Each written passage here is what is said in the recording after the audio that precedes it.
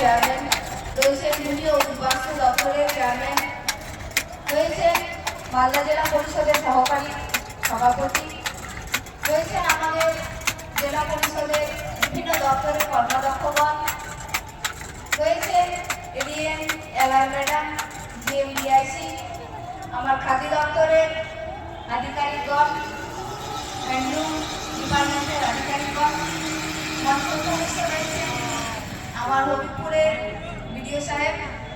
সামনে বসে হয়ে আপনারা সকলকে যথাযোগ্য জায়গায় সম্মান শ্রদ্ধা প্রণাম জানাই। আমরা বিগত 3 বছর ধরে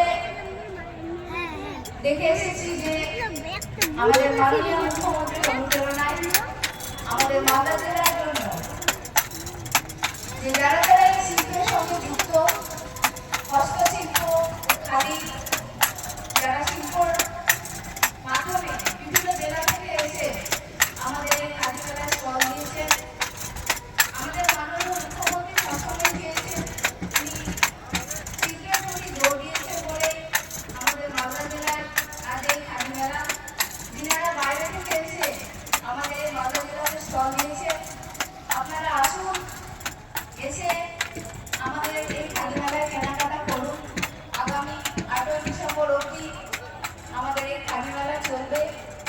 আপনারা সকলে এসে এই খাদি মেলাকে সাফল্যমণ্ডিত করুন, এই কামনা করি।